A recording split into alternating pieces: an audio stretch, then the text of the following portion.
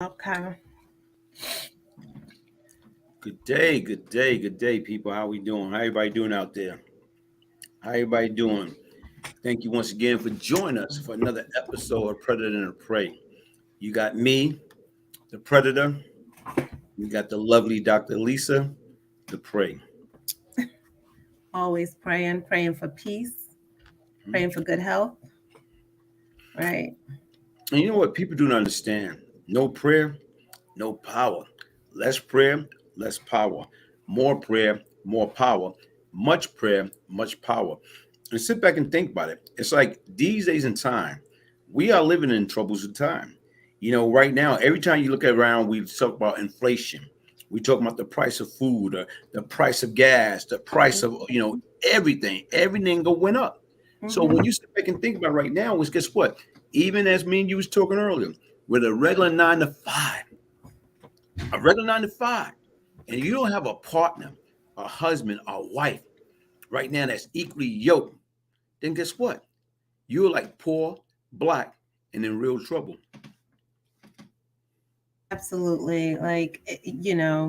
It's really, it should be actually illegal that our country has a minimum wage that's under $10, federal minimum wage. Like that's the federal minimum wage.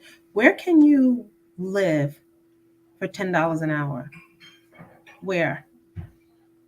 It is something extremely wrong about that, to have where people can't even afford, the working poor, like you can't even afford to do the right thing, even when your heart and mind is pushing you to do the right thing, to be a law-abiding citizen, to stay away from illegal, activity and things that would perhaps get you time in prison. But the way the economy is, sometimes it almost feels like it forces people into spaces because of survival.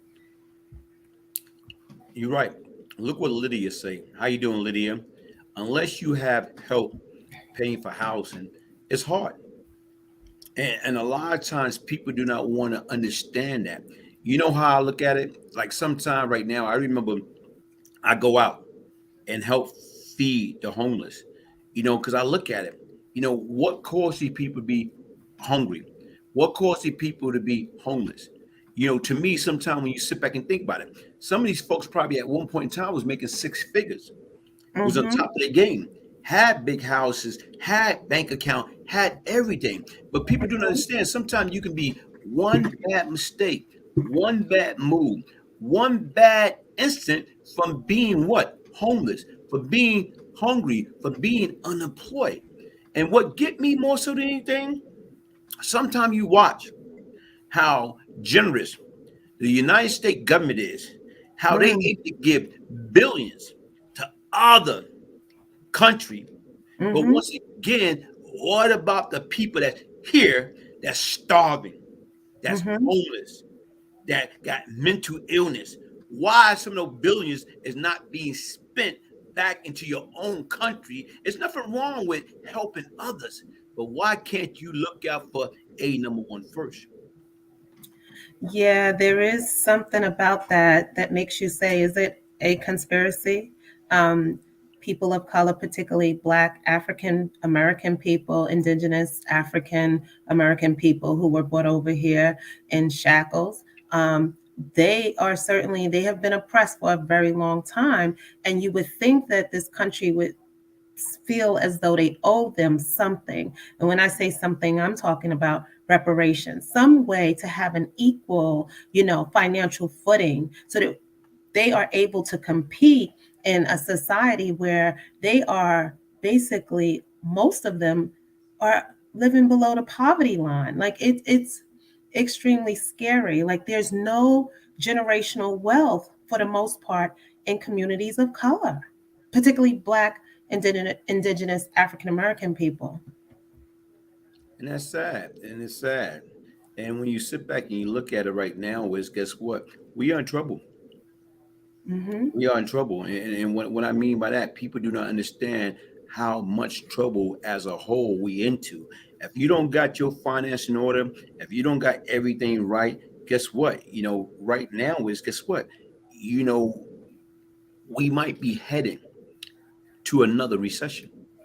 And is people prepared for that?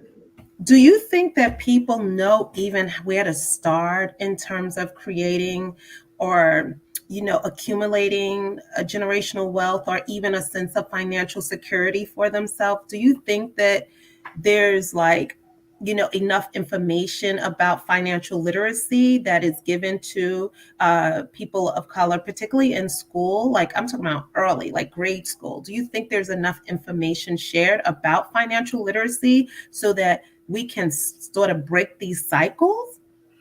Even with this fact that you're saying, even if you are provided the necessary education to be prepared, but once again, how can you be prepared if you don't have no funding to save? If you're making the bare minimum, what you going to save? Right. So once again, you still in survival mode. Only way you gonna get out of that, you gotta have that extra nest egg. You gotta have that extra source of income coming in. You gotta have it at one point in time. Like I said, right now is guess what? For the month, we about to go into the holiday. So even going into the holiday or whatever, why can't they make the month of December or the month of November in December? No rent, no mortgage, no car payment, no bills. So once again, like I said right now, people can have a fighting chance to survive. Well, that would never fit within the values of a capitalist society. So, no, they're not going to sort of, forgive your debt for, any given time period. But what concerns me is the lack of preparation for people in order for them to get out of these situations, because it is really a crisis when you have your gas bill, your electric bill, your cell phone. Now, a cell phone has become a necessity, right? It's almost like if you don't have one, and trust me, the bill isn't cheap. And God forbid you then need to purchase a phone, and then that's included in the bill. So you're talking about another $100 a month. Then you have food, the cost of food. And if you're talking about eating healthy, what does that cost? Like rent, the average place in a good neighborhood, you're talking about, at a minimum, I'm talking about depending on where you live in the country, it can be 1,500, 2,000, 3,000, $4,000 a month. God forbid you have children, then you want to put them in private school or some other kind of specialized programs. You can't even take in any kind of entertainment. How do you get therapy and treatment when you're feeling depressed and anxious? Like it costs, everything costs everything, and it's just extremely scary. And it almost feels like the country doesn't care really about people who are unable to survive. I don't know. The government has to have a certain amount of poor people in the community to give money.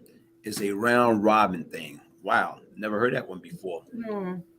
I never heard that one before. Yeah, Have around. you?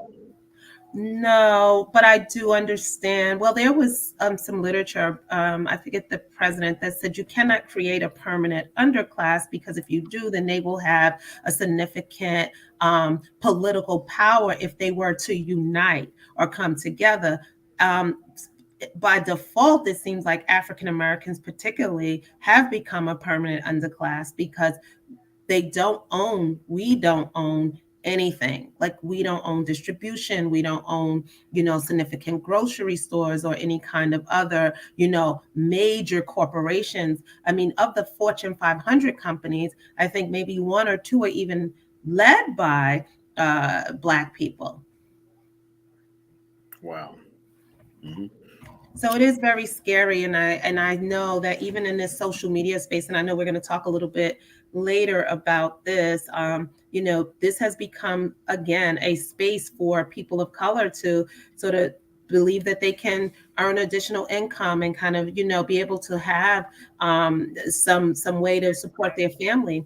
And even with that, with the algorithm and everything else that's going on, that may not even be as much of a possibility as it once was, maybe a few years back. Okay.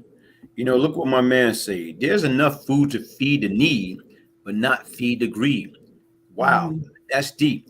There's enough food to feed the need, but not feed the greed. mm, Wow, mm. that's hell. Yeah. Yeah, the greed is what really, hurts our country.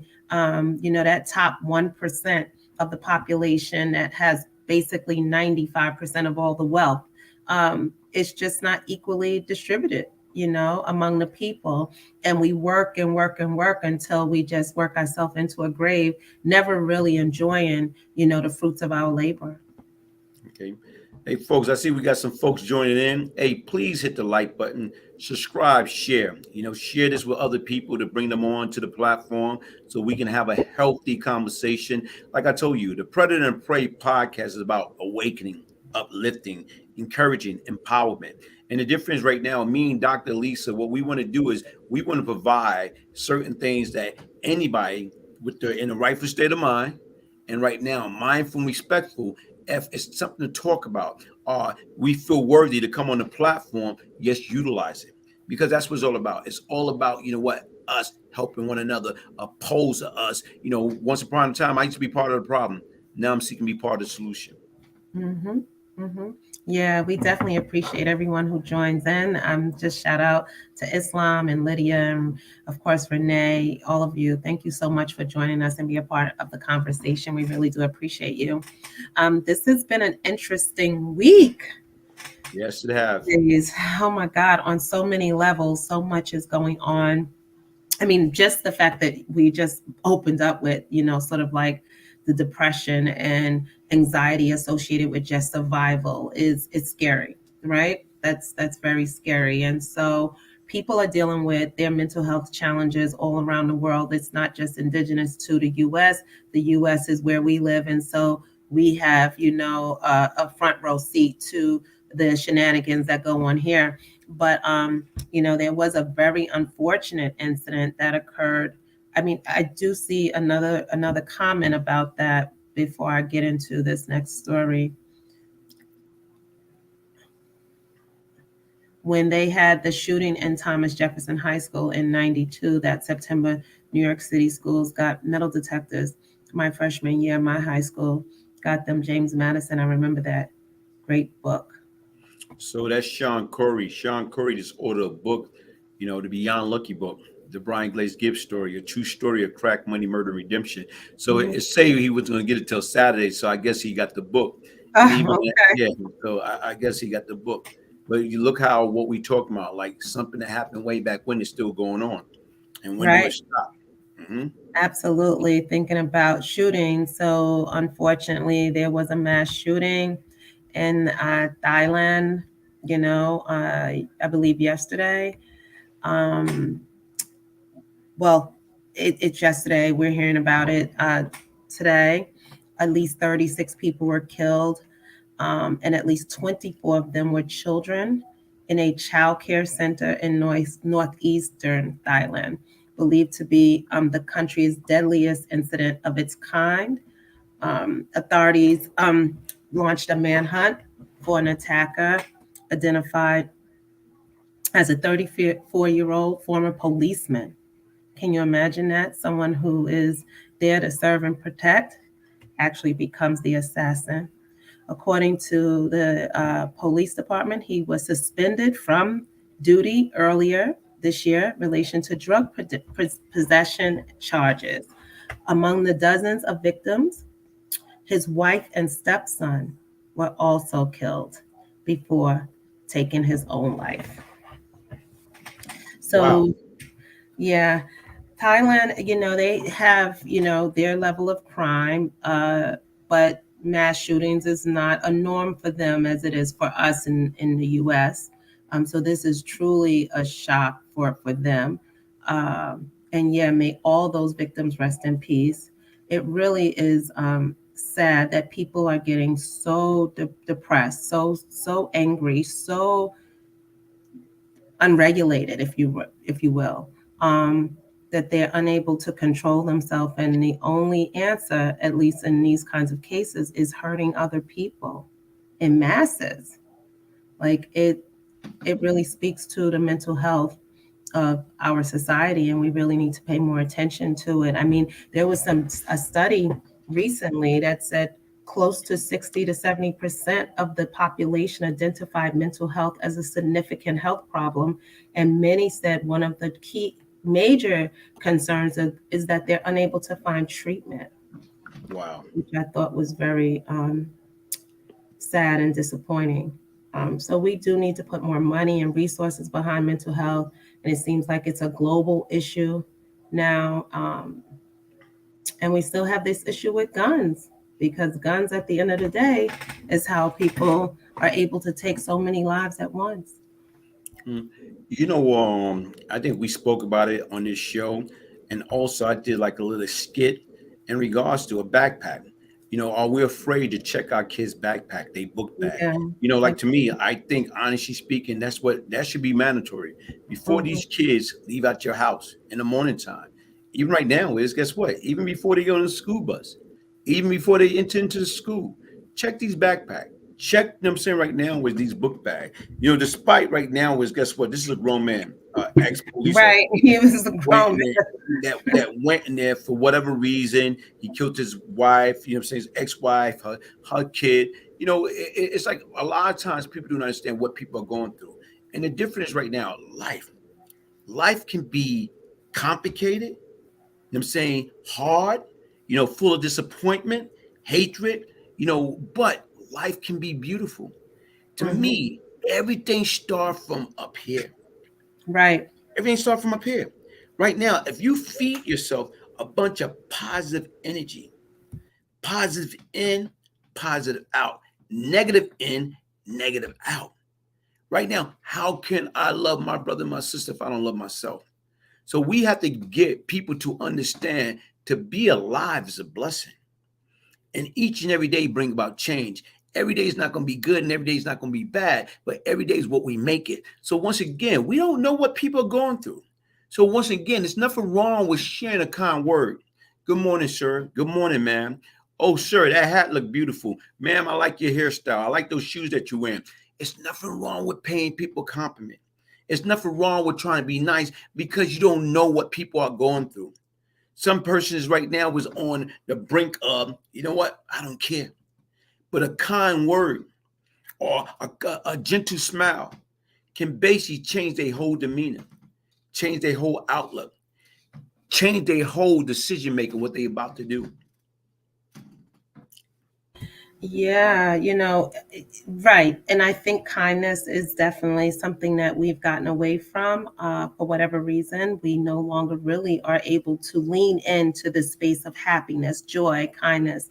And where is that coming from? Is there a lack of love in families, or a lack of love in our communities, a lack of love in our society? And we all go through dark periods in life where we're feeling like we're in a space where we can't really get out of. And, our mind has a way of playing tricks on us, and making us feel like there is no way out. And so, there's no easy answers for this, but I do agree with you. It's one person at a time, one kind act at a time, one loving family at a time, one loving community at a time, hopefully, one loving country at a time. So we have a lot of work to do as individuals. We really probably can't necessarily look to the government for everything. We need to start in our small nucleus, in our cipher, in our area of control. But in this case, the gentleman also killed his close family members, his spouse and his spouse's child. So he had really gotten to the point where there was no return. And he realized that, and he hurt a lot of people, and also committed suicide. So he was really, really in a dark place. And we have to be, I think, again, we need to pay more attention to these kinds of situations. Okay. Here it is right now, my man. How you pronounce the name? It's Islamov, Islamov, Okay. Islam. He say, truly, my brother, blindness is not from the eye. Blindness comes from the heart. I think that is deep. Truly, my brother, blindness is not from the eyes. Blindness comes from the heart. I think that's huge. Mm-hmm. Food, water, and medicine. Okay. Is it Food. Islam? Islam. Okay. Islam. Okay. Islam. Okay. Good night. Good night, Renee. Thank you for joining. Say good night, Dr. Lisa and Mr. Glaze. God bless and enjoy your weekend and stay safe. Thank you. We appreciate that. Thank you for the support. Make sure y'all out there hit the like button, subscribe, share. I truly appreciate it. We appreciate the support. The next topic, what we're going to cover is once again, my good buddy the Boston Celtics head coach, I mean, Udoka, how you pronounce his name. Mhm. Stephen A. Smith was on the Breakfast Club today. And basically, right now is like sometime right now when you listen to the Breakfast Club, you listen to shout out to Charlamagne the God, DJ Envy, Angela Yee. Like to me, right now, where it's like I don't care what anybody say. Like when you tune into them, I like as far as the energy. I Mhm. like for the most part, like right now, is they built a hell of a platform and they got people like welcome, like express yourself. So they gave Mhm. Stephen A. Smith the opportunity to speak about, first of all, he's speaking about if anybody don't know who Stephen A. Smith is, he is a journalist and basically on ESPN. If you watch him, you listen to him, loud, boisterous, guy, he's very opinionating, very Mhm. argumentative. But once again, he was saying he was dyslexic. How you pronounce that? Dyslexic as a child. Yeah. Mhm. And basically, right now, his sister and his friends, family friends, and one his teacher, they they was all into education, like basically teachers, and they helped them with his speaking ability. And once again, like he said, he always wanted to be a lawyer.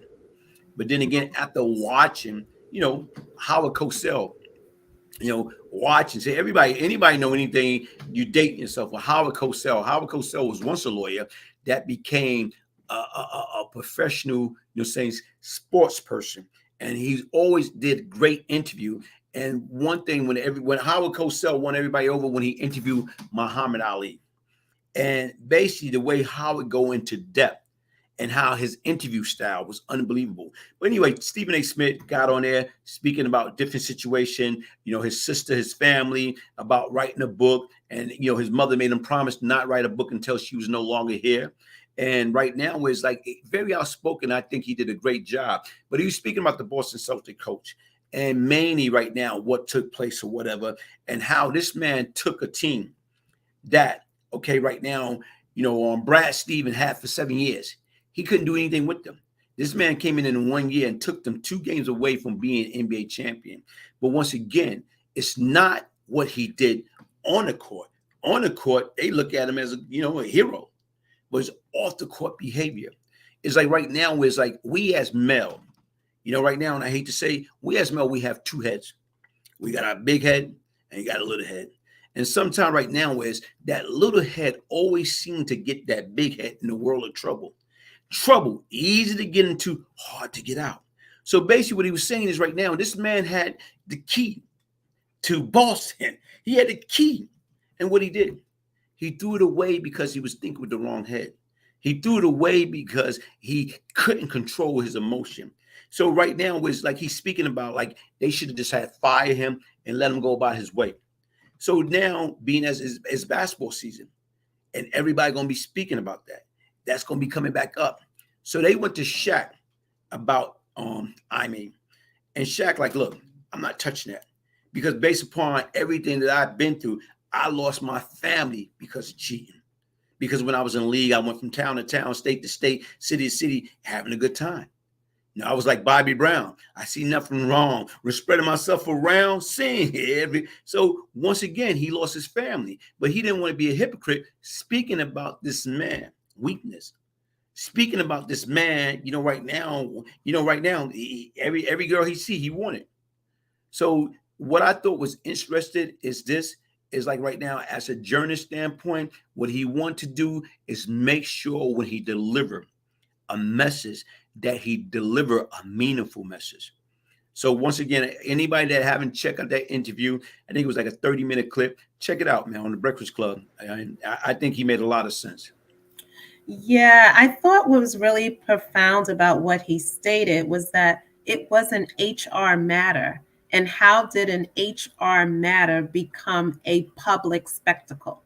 And I think that's the piece for me that was most profound and actually most concerning, and why we lean into these, again, sort of concerns or controversy around, was this a race issue? Was this a privilege issue?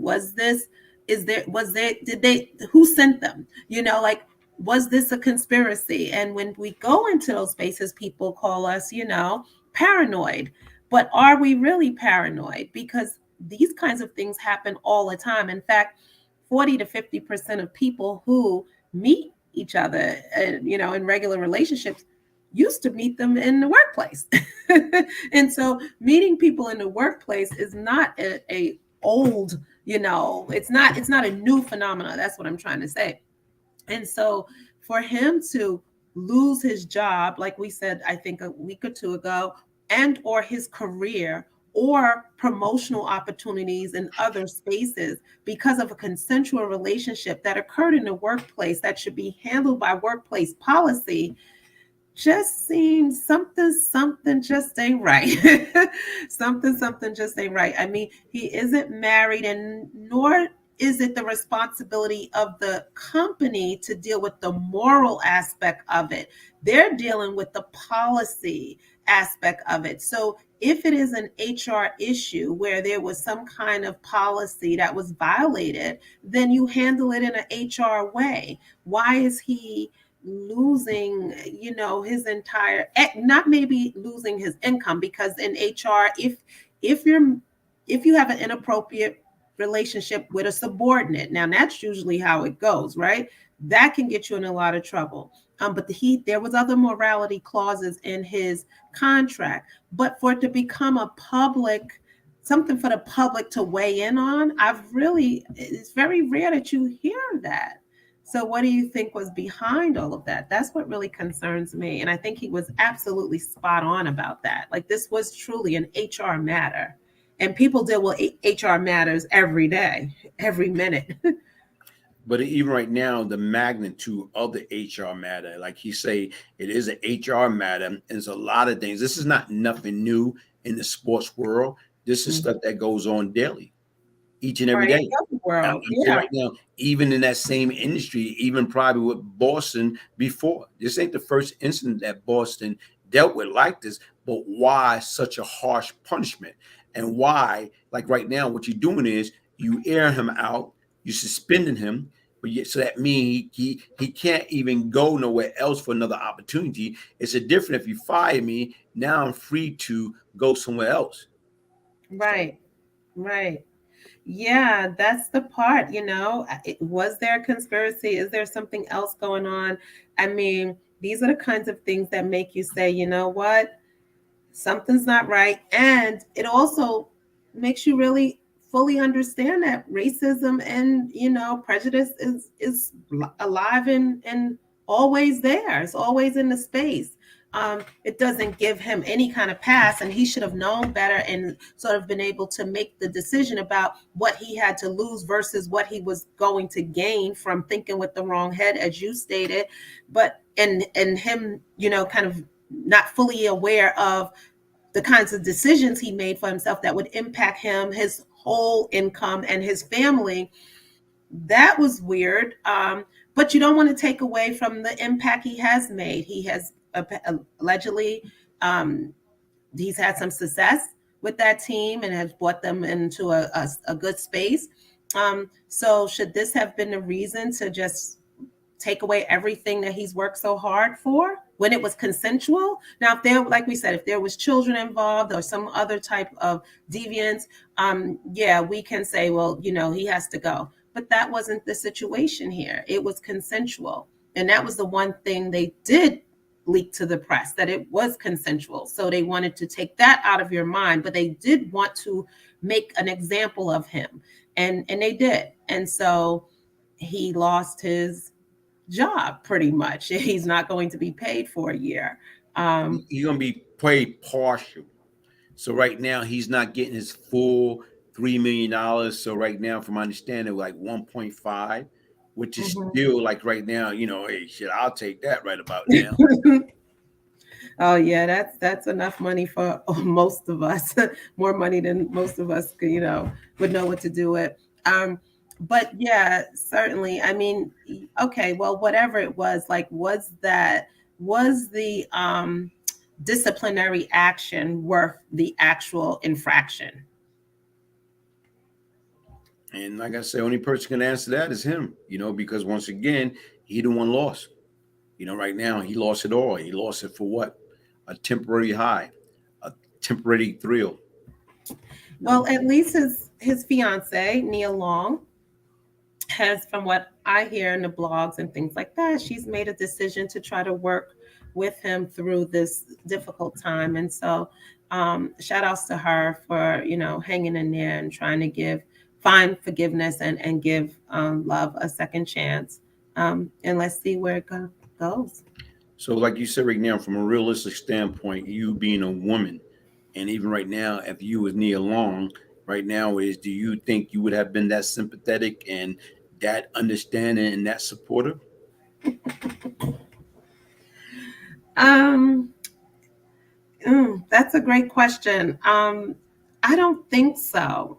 I have a very difficult time with um, forgiveness in spaces of trust, because trust is so important to me and loyalty is so important to me. So if it's not so much the incident, it's the trust. Once I lose trust in you, it's difficult for me to just, find a way to move past that. I can perhaps forgive you in a particular way, but that doesn't mean I will still be a part of you, a part of that um, relationship or that experience again, because it's just very difficult for me to, and I don't want to say forgive, but to get past issues of trust. I think trust is so important in all relationships and in all experiences. And so for me, once that's violated, I can't just sit back and then think that I can put my heart, mind, and body in your hands. Because ultimately, what happens when you do things like that, when you step out, hopefully people are safe. But we know that, in some situations, children are, produced, and diseases are, um, people come into contact with STDs and things like that. So there's some risk factors, and I feel like, yeah, when you make those decisions, you've made a decision for our family and for my life. And so, yeah, I need to. I would have a hard time getting past something like that. And But I do think people should try. All that being said, I think you should give love a second chance, and I think you do need to um, try to understand everything that happened there, and particularly if there's children involved, try to get, if it doesn't compromise your overall well-being physically and mentally, then you should definitely try to figure out a way that you both can get past it. Absolutely. Because, running from this one to that one isn't going to change the circumstances, right? But figuring out how you can improve what you already have is worth the investment. okay. And like I say, it's easy said than done. See, a lot Yeah, of times what people will say, what they will, that was me, I'll do this. That was me, I'll do that. A lot of times people like to think they know what they're gonna do until that sucker hit home. And once it hit home, everybody, like right now, something that Mike Tyson used to always say, everybody right now is tough until they get punched in their face. When that bell ring and you get, oh snap, what happened to I'm gonna do this, I'm gonna do that, I'm gonna do this. A lot of people you can't say what you're gonna do until that time comes. Because once again, like I said right now, is like this is like a no, and it's not a normal situation, despite it happen on a daily basis. But how do we deal with adversity? Like to me, if that's what she sincerely decided to do, is right now is like work it out with him. You know what? Hats off to her. Because once again, like you sit back and think about more so in anything, it's like she's embarrassed because it's like right now with is massive embarrassment because of who she is. It's like right. everybody look at Nia Long. Oh man, oh she's a cutie. Oh man, she's a movie star. She's this. She's that. She seems so nice or whatever. How can this guy do that to her or whatever? But yet, Hmm. regardless what, nobody know what type of relationship or bond do they really have. And sometime it be like this. It go back to the Bible. Let he or she, without sin, cast the first stone. Absolutely, absolutely. And every relationship will have some level of adversity. You need to understand your ability to cope and your tolerance level. And I do think that communication is key in relationships. And so, if there was something that he was feeling uncomfortable about, or there was something that was going on there, that was for them to deal with. It wasn't for us, John Q. public, to be made aware of and to chime in when we all have our own stuff to deal with and maybe need to be focusing more on dealing with that versus chiming in on everyone else's relationship, because their situation will either work itself out or not. At the end of the day, they do have a child they need to, you know, take care of and be there for. So hopefully they can get past this. Read that comment, please. Nia knew and knows what she got into. Trust and believe there's more people marrying for security than marrying for love. She ain't stressing, and her husband ain't either. Not about marriage. Yeah, I mean, marriage, I mean, I get you, mass society. Marriage in itself as an institution is a contract around security.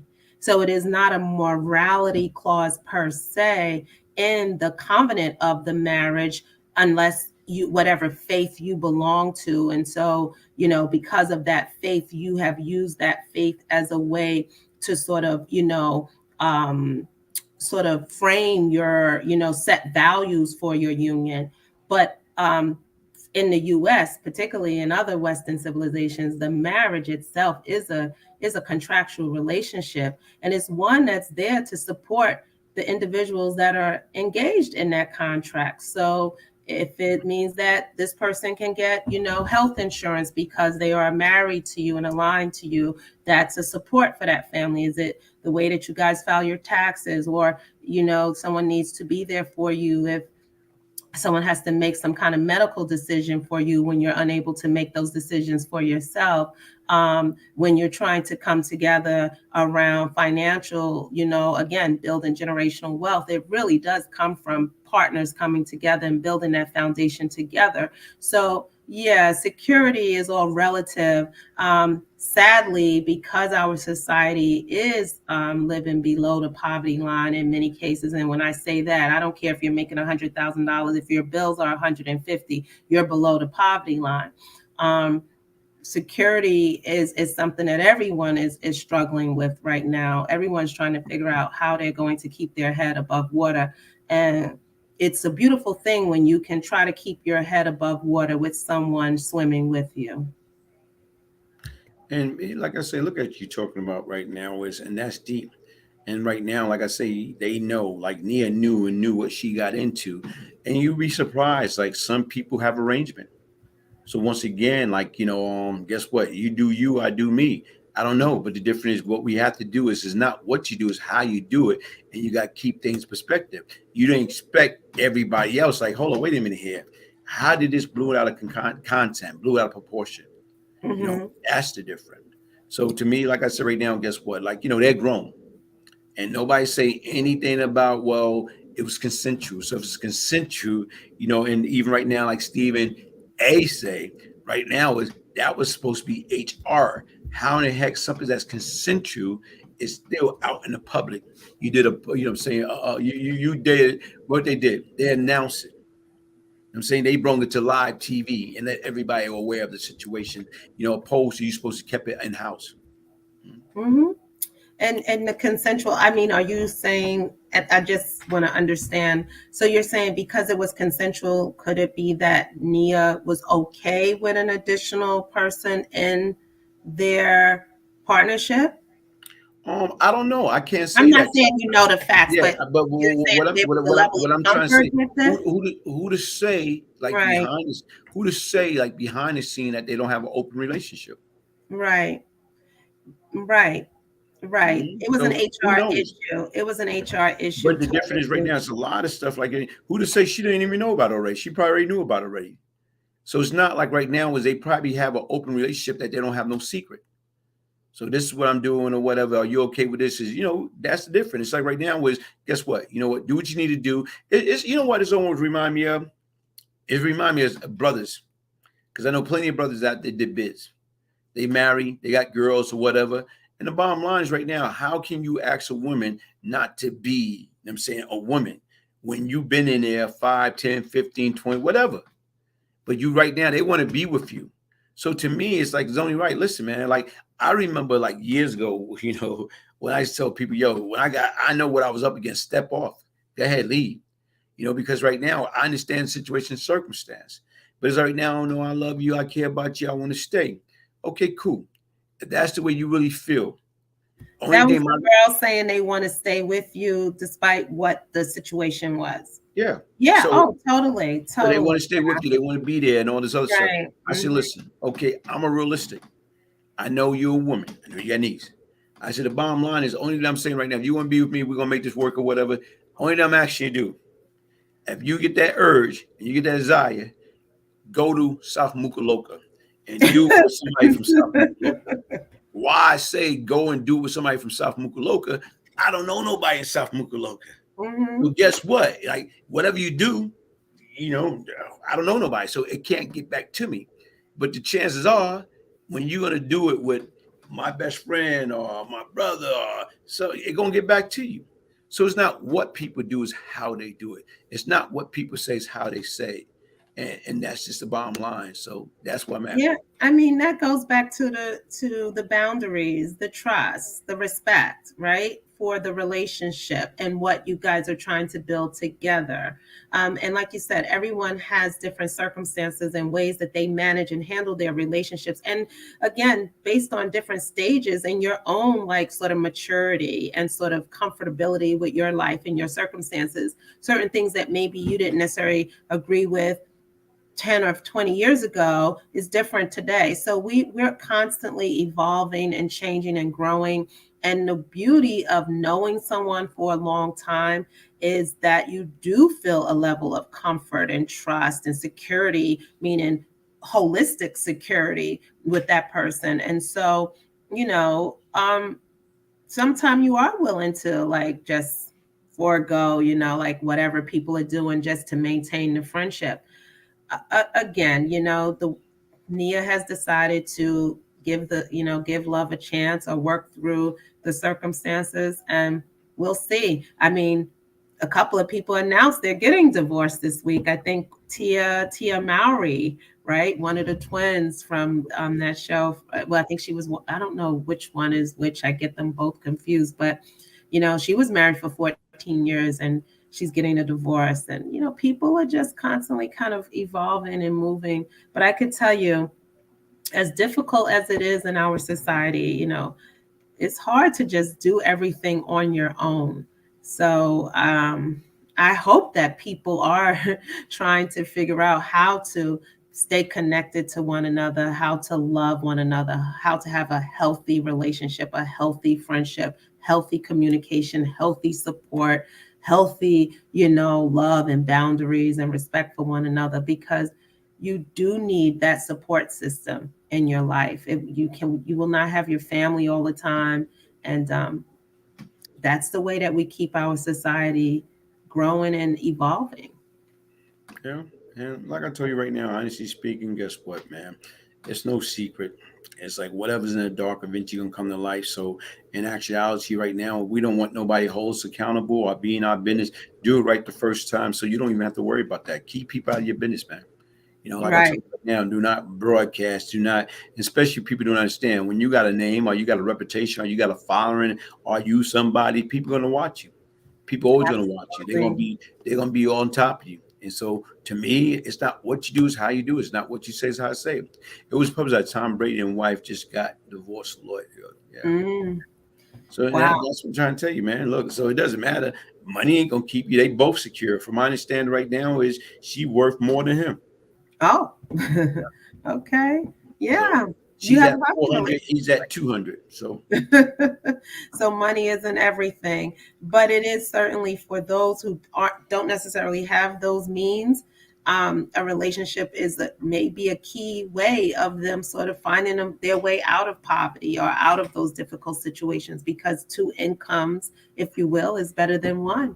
So yeah, it's unfortunate people can't seem to get past things. And you know um I'm not going to use that old cliche, the grass is not necessarily greener on the other side. Um, if you're looking for grass, but it's, to me, it's how much you water the grass that you own, yeah, right? That's huge because once again, whatever you put in something, that's what you're going to get out of it. And a lot of times we do not understand. A lot of times we like to think, you know what, the grass is greener on the other side, and that's not necessarily the case.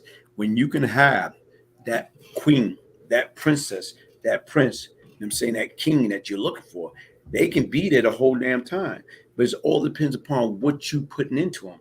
It's a lot of times what we, and I think what relationship is, the same way I started a relationship is the same way I got to continue in that relationship. If I started that relationship, open the doors.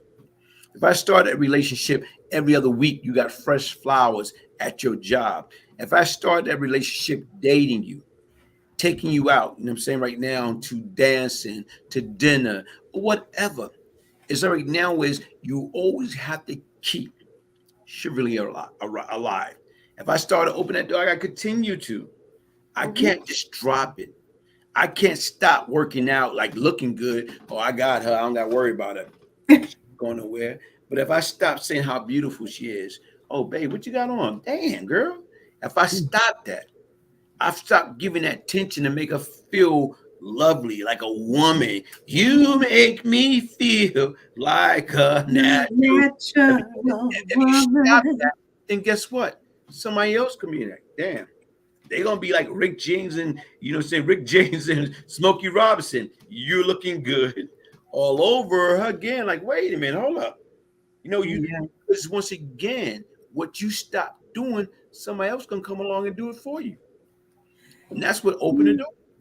Maybe, maybe not. But I think what's important here is the communication. Like some people say, well, once you get married, you're like married forever and in love forever, and you're the same person. You should maintain the same sort of actions and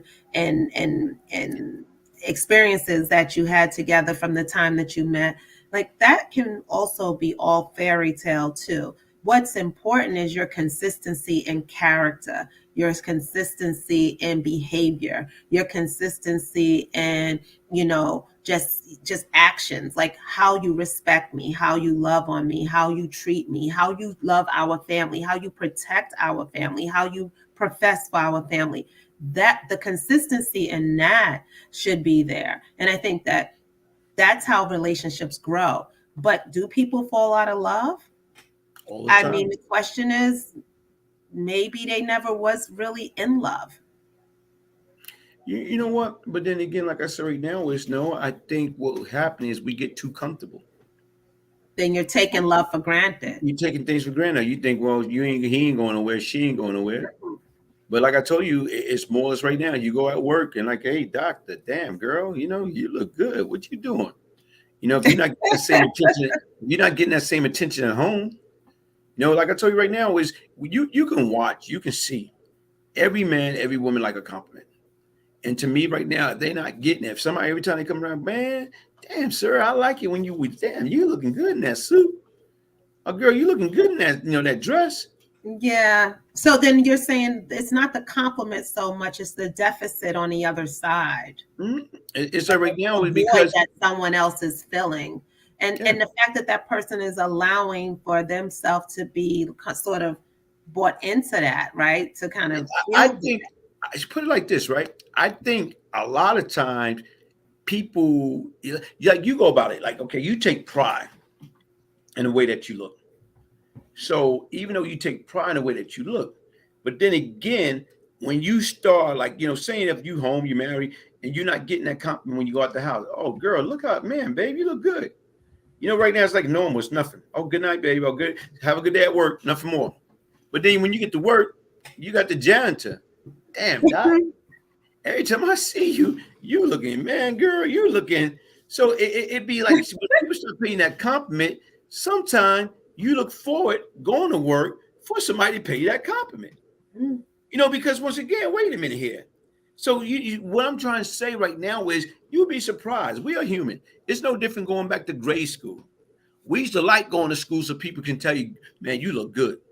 Because trust me, as well as they tell you look good, they're like, man, look, you look awful. What you got on? But once again, we as people, we like attention.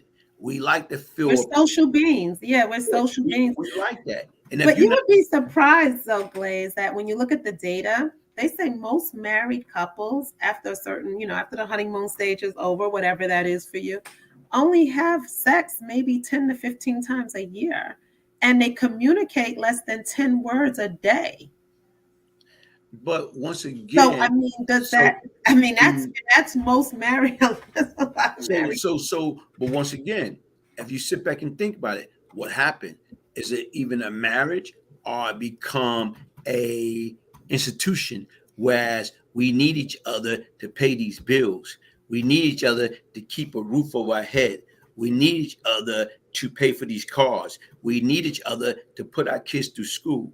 So once again, what started as, right now, a marriage, a family, turned into what? A business opportunity?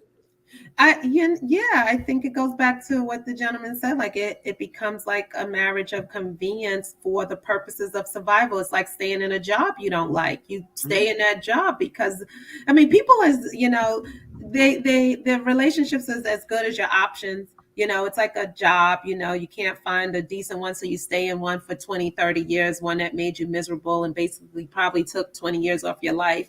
Um, People do that all the time. Survival is a real thing, right? It's a real natural need. So people will do that. And I also think after a while, people become sort of accustomed to or creatures of their own habits. And so if this is what the circumstances are, you sort of learn to live within that situation. And I think that's very disappointing because that goes back to what we said, almost an hour ago. Like our communities and many communities are missing something so critical in their life, and that is love. Love is the key to everything, and feeling that love emotionally, physically, socially, financially is what will hold us together as a society and hold us together as a family and as a community. Um, so, yeah, marriage is the institution, but it takes two people to bring together the love so that the institution has a value. Okay.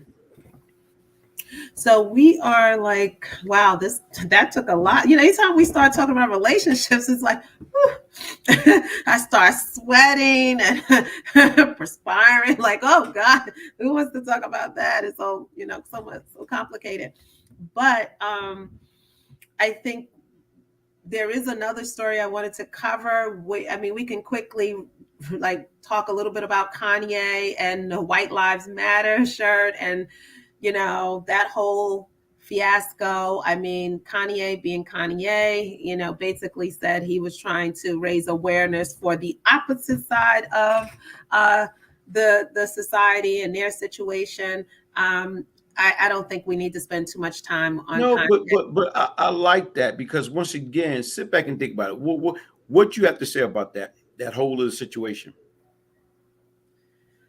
Which part of it? right now with the T-shirt, with everything else Kanye. that's going on. um, you know, yeah, I think in general, like we all can say the politically correct thing that all lives matter and that there should be no separation. We understand why there has been, focus and attention and awareness brought to Black Lives Matter because of our treatment for the last 450 years in this country we call the US of A. And so we understand why that happened. And so in some ways, and Kanye understands that too. And so what he did in many ways sort of waters down the message of what the Black Lives Matter to me sort of concept, right, is all about. But it doesn't surprise me because Kanye does a lot of things for shock value, because he knows it's going to generate these kinds of conversations and keep him in the media and keep, his brand going. In fact, I read somewhere that Adidas said that, or one of the major brands labels said that their partnership with him had generated more money for them than the entire time they've been in existence. So he is a master marketer. He is a genius in that way, and he keeps people talking, and he knows as a community, particularly people of color, which is, I think, the unfortunate thing, and many people know this, and we've said this a little earlier too, that he knows that we don't have much power. We don't own any media. We don't own any distribution. We don't own anything really in this country. So therefore, whatever we say, as far as he's concerned, doesn't really matter because we don't control anything. But we do spend 95% of our money outside of our community. And but are we his primary customers? I don't know. I can't really speak to that. We are 12 to 13% of the population in the U.S. And we also our medium income compared to other races in this country is significantly low. So do we have the kind of disposable income to purchase his clothes? When you do all of the analysis around it, I think Kanye sort of knows his audience and he knows what he's dealing with, and he's pandering to what he thinks is the folks with the money. And he knows that we're going to, jump up and scream and yell and call him a bunch of bad names. But at the end of the day, we have no power to do anything about it. And he's going to continue to make the dollar. And you know what? Even as you were saying this, I remember, even with that being said, everybody hitting him up and they trying to ridicule him and coming at him all type of way about this, because he wore T-shirts say "White Lives Matter." But it's like, to me, he came back with another thing. Is everybody, more or less like right now, like trying to beat him up about this, but yet and still, like you talk about, like, look how the black, we talk about the black, how we talk about they don't like him putting on a White Lives Matter, but when they speaking about how much support do the Kardashian receive off of black dollars. So I was looking for that. It was a hell of an article, and I just wanted to read it both. And you're right, Walt Lee, all life matter, but I want to read that quote. I'm saying, like, right now is because I thought that was ironic. I thought it was different. I thought it was like checkmate, because what everybody's saying was that, yeah, white life matter, but he came right back. Whereas, like, how many black black dollars went to support the whole Kardashian clan? They made billions of dollars off of black folks. So what I'm trying to say, everybody does, though. But that's the thing. That thing that Kanye knows, that everyone does. It's not just the Kardashians. Most people have found the formula in the black dollar. Our dollar does not, sort of go through our community more than once. Like you barely, it's out, it's in your pocket and out before you can even get it in your pocket, so many people have found that formula, how to use the black dollar to take it home and create wealth for themselves and their families. We haven't figured that out yet. But why taking us so long? Why taking us, like, right now is like, it's like, why everybody else can benefit off of us, but we can't benefit off ourselves? Why do you think? I don't know. From you. Like I said right now, Doc, I got so much stuff on my mind, so much stuff on my plate, so many different things I want to do with this media and production thing that I'm doing or whatever. Because, like I say, there's so many different questions that's out there. And even from a psychological standpoint, whereas, like, why do we do the things that we do? Why don't we support each other? Why we rather support somebody else, our enemy, than our friend, or than our family member? So it's a lot of things right now. Is we are that screwed up, or we are that traumatized, or we are that delusional, or we are that, crazy that we can't separate right from wrong? I'm not going to agree with all of that, but I get what you're saying. I think there is a certain level of lack of awareness. There's a level of self-hate that is real. People don't fully understand it, but it's real. We don't really understand the formula. I think now we live in a society where everything is based on, some sound bite or something you see in social media. So people are like have this false sort of concept of what life really is.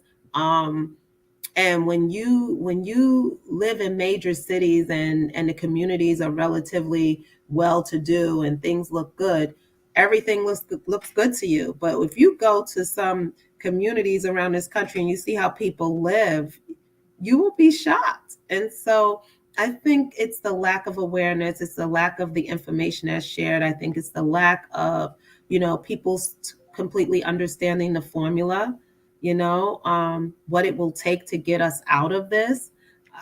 There's so many books that have been written about it. And some of it is really basic, but we're not even living. There was a recent study now that says that Black men are having an average age of mortality at 50. Like, Okay. that's crazy. What happens when you don't have elders to pass down knowledge and wisdom and you know things that they know are tested and work for them? You don't have that wisdom in your community anymore. Um, And can I tell you something? I be doing an interview with a doctor from Panexor, and that's what he's saying. He said right now, a lot of times think we got time. We don't have time. It's right now is our body. Everybody think, you're supposed to live forever. You thinking, he said right now is we start breaking down at 35. yes. Well, people don't understand that. So we figuring right now is 35, 40, 50. We still got time. But when you don't, hey, shout out to Jimmy. We got to get Jimmy on the platform, man. We got to set something up. Me and you can do a live with Jimmy. Jimmy right now got a hell of a story, man. And I think, honestly speaking, right now is we can probably bring a whole totally different audience towards there. Like we got to get Jimmy on, man. Jimmy, let's get in contact. Let's set something up. Probably right now, let's do something. Even right now, we don't have to do it on Thursday. Whenever the doctor got time, we probably can set something up. I went on Jimmy platform a while ago, about a few months ago, and he got a large audience also. Hey, So Jimmy. Yeah, definitely. I he, think he you guys mentioned that a couple of months ago when we first yeah, started these conversations. So, yeah, I look forward to that. yeah. I So checked out his channel. Yeah, you definitely. checked out his channel, okay? Yeah, definitely. So right now is like I say, guys, listen, hit that like button. What did Jimmy say? Anytime, bro. Okay, anytime. So what I'm gonna do is right now we're gonna go on to the last topic of tonight, and basically it's a conversation with Charlemagne and our man Diddy. You know what I'm saying? Everybody know who Diddy is. That's really what's going on. So it's just no time to do nothing but to shed light and focus on that. You know what I'm saying? From, as I said, from incarceration to if somebody want to get a job, how do they get a job? Like, are you serious? You know what I'm saying? If you ain't on Instagram doing digital stuff, there's no other job for you but to sell drugs and you know what I'm saying, scam or whatever it is. And it's just like we can't be tone deaf. That's right. You know what I'm saying, as a people. And so to me, it was very tone deaf. But I'm not condemning my brother because I like it when he's a free thinker.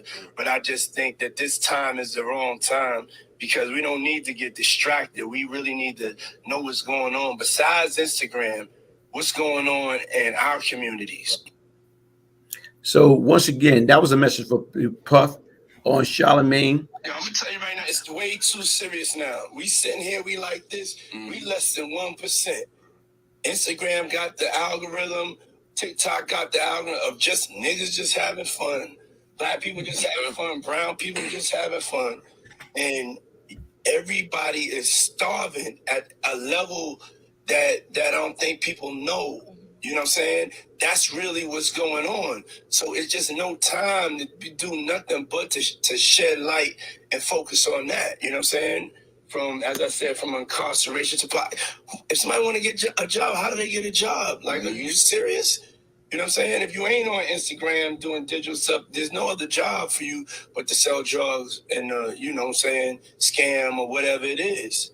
And it's just like we can't be tone deaf. That's right. You know what I'm saying, as a people. And so to me, it was very tone deaf. But I'm not condemning my brother because I like it when he's a free thinker. But I just think Hey, that folks, this time like look is the at Diddy, wrong what time. he's saying. Here it is right now. This guy, basically right now, is guess what? Close to being a billionaire. But what he's saying is this with us as a people, as a whole. Even as a doctor spoke coming on this program, it's like right now is are we really ready from a financial standpoint? Can we survive? You know what? Right now, you can't survive off of one income. No, right now you can barely survive off of two income. So once again, if we don't have extra things going on, and we're not using our creativity to generate another source of income, guess what? We can end up like some of the people that you drive by and you see on the street sleeping, some of the people that you know is hungry. We can be just like them.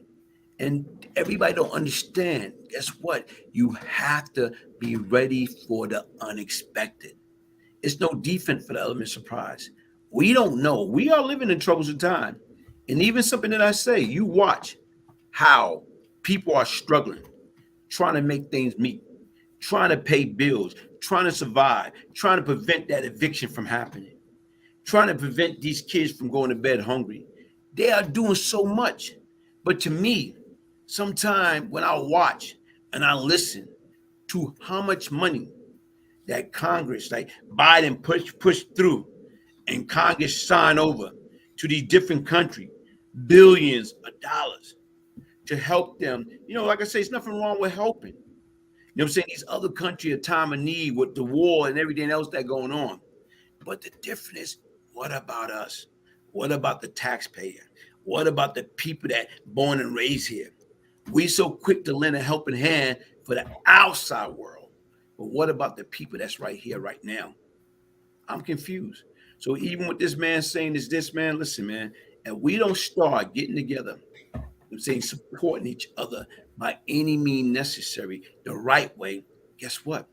We all gonna be in trouble. Yeah, yeah, it's a good way to end the conversation, almost like we started.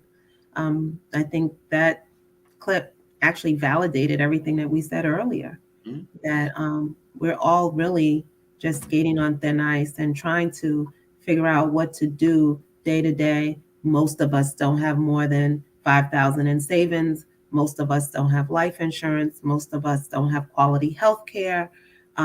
Most of us don't even own a property. We're still renting. All of those things are signs for destruction, right?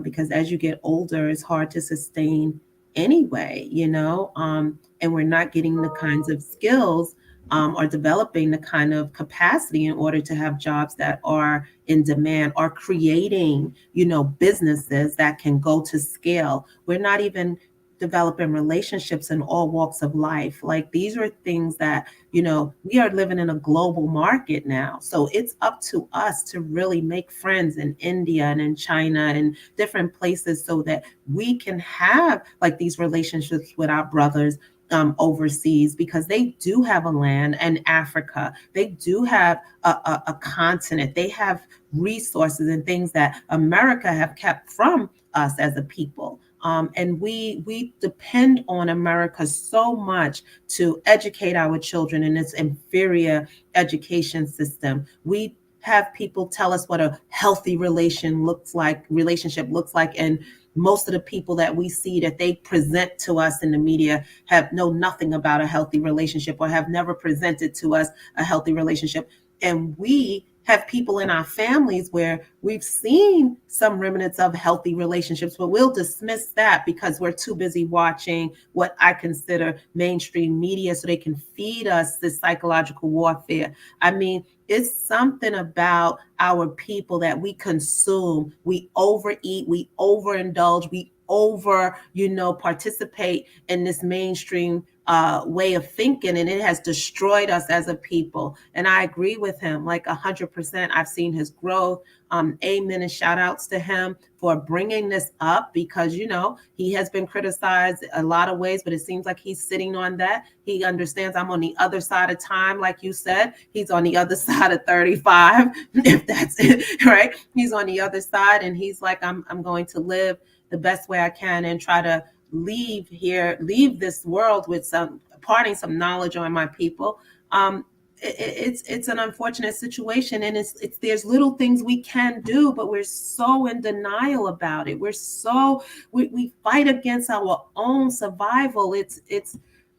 It's very devastating. It's difficult to watch. It actually is very difficult to watch. And I try to stay away from mainstream media. I mean, I engage in these conversations with you because I think we both owe it to the people who watch our podcast, our conversations, to keep these conversations going. because they have enough mess out there that they can indulge in, and we want to have those real conversations, and we want to also, as always, lift solutions. Like, what is the solution to this? But I know you had something to say, but that really touched my heart because I see it around me all the time, particularly in my work, when people need a particular medication and they can't afford it, and oh, what kind of health insurance? I have Medicaid. Oh, well, we'll give you whatever the we'll give you a different kind of medication. It's not the medication that your doctor prescribed, but it's like, it's like that medication. We don't get anything quality. They're building all of these apartment buildings, pushing people back into this rental space. You can't leave an apartment to your children. You can't leave an apartment to your children. Why do that? Like, I don't know. They're starting to have tiny homes, like in certain areas now, like building tiny homes, affordable. Look what my man Islam say: 10 million a year to Israel. 10 billion? Yeah, they give him $10 billion a year to Israel. So sit back and think about it. So here it is. What we're saying, or what they're saying, is like they don't care about who's suffering over here. We're going to take care of other country, other places, and that's where I think the serious problem is at. When I look at it, like certain things I try to stay away from when it comes to the political standpoint, but from a more realistic standpoint, whereas like right now is each and every every so often we go, like vote for these elected officials.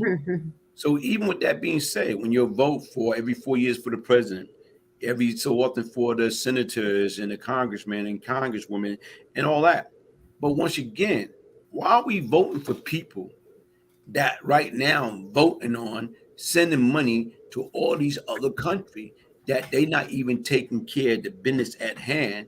Home should come first.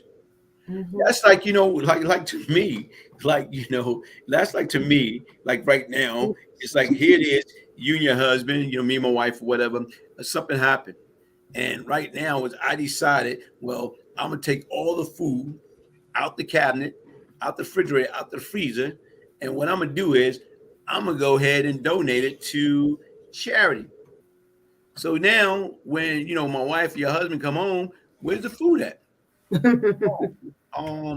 I was in a good mood, and I felt right now was, guess what? They need it more than we do. Hold up, time out. So it's like it's not what you do, is how you do it. But for 10 billion a year to go to Israel, to how much money they done sent to the Ukraine, I'm saying, to the Ukrainian government over the saying this last, I'm saying 6, 7, 8 months when the war been going on. Those are things that you sit back and you weigh your pros and your cons. What is our government really doing for us? Are they for us? Or are they against us? It's interesting. I mean, they can give all the money they want to whomever they want. Just give us our share. It's like you said about the relationship. You can't afford to be cheating if you can't even take care of home, right? You can't afford to be taking care of another home if you can't take care of the home that you started in. Yeah, I'm okay with whatever they give to whomever they give it to, but take care of the indigenous African American people, the slaves, right? The descendants of slaves, and all of that they contributed to building this country. They deserve reparations, period, point blank. Every single one of them, man, woman, child, everyone that are descendants of slaves deserves reparations. Totally. And yeah, the political process almost feels like a scam because, what are we asking from our political leaders? What do we want them to do? I asked you that a couple of, what do we want from them?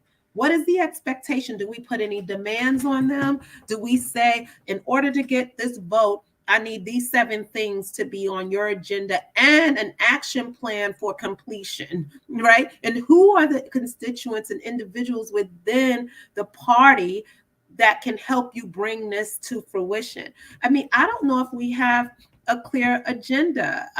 To me, it's a lot of media. Again, the psychological warfare that is done on us, the manipulation, the mind manipulation, right? The television, and now, these other social media spaces are used to flood our mind with a bunch of personalities and people that have no power to do anything or haven't done anything that we can tangibly say, yes, those are some amazing high-tech schools that they have in the inner cities now. And wow, look at the average salary for a teacher in a difficult community. Now they're making $175,000 so they can afford to take care of their family and go to work happy, right? Like, these things aren't happening, right? They're trying to struggle to get to work, paying, all these exorbitant prices for commute and then stuck in traffic and dealing with all of the stress and pressure of life. And then they need to get up in front of your children for 8 hours a day and teach them something. Come on. Like, we have this artificial intelligence artificially trying to manipulate us to think what's lack normalcy is normal. No, it's not normal. It's not normal at all. Like I say, folks, listen, thank you for joining us. We truly, truly appreciate it. Like I said right now, guess what? Tune in for next week. Even right now, if somebody have a topic or suggestion right now, guess what? You can hit us up, let us know exactly what y'all want to talk about. And even right now, like I said, probably getting in contact with Jimmy, seeing what Jimmy got planned. Probably we can bring him on and, speak about some things and go from there. But like I said, I think right now we had a great, platform today. Shout out to each and everybody that joined us today. Make sure you hit the like button, subscribe, share, copy and paste it. Copy and paste it and send it to people that's in your contact, in your email, blog. Send it to people that's right now that's on your social media, Facebook, okay, Instagram. Because it's all about right now, sharing is caring, Yeah, absolutely. Share, like, subscribe, do all of those three. Comment so that, we can continue to bring you content and have these conversations with you. We enjoy having you guys. Islam, Black Jelly Bean, how are you? You didn't put anything up for Black Jelly Bean tonight, Glaze. You missed Black Jelly Bean. What are you doing? What are you doing? You missing Black Jelly Bean. Here we go. There we go. There we go. He's right. Oh my goodness. I was somewhere recently and there's like these, like in LA, they have the tent cities. That's starting to become like almost common all over the country. These tent cities, with rents being $2,000 and $3,000 and $4,000, and affordable housing is almost like a lottery to get one of those apartments.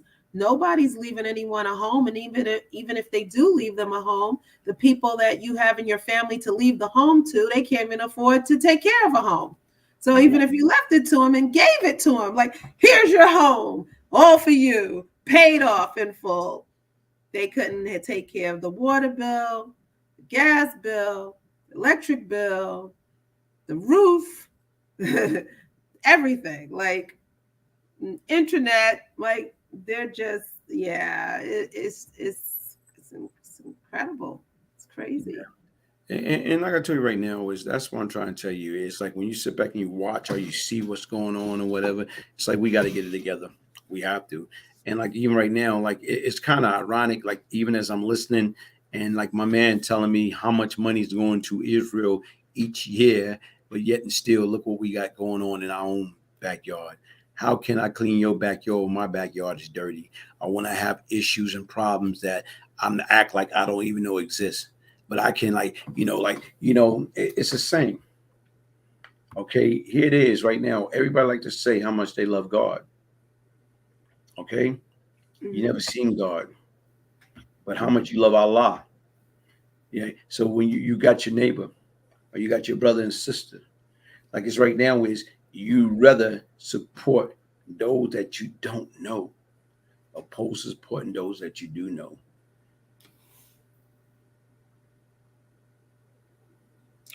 Or is it by design that you don't support those who you know who need the support? Is it by design that you're not supporting those who you know fully need it? Or do you really believe you've done enough? Maybe this country believes they've done enough for poor people and poor people of color. Yeah. Maybe it's a misunderstanding. Probably. Hey, but everybody, listen, thank y'all for joining us. Make sure you tune in next week, same time, That was same channel. rhetorical. You know that was a joke, right? Yeah, okay. So I knew it was time to go. Yeah. Yeah. Thank you all so much. We appreciate it. Peace, love, and prosperity.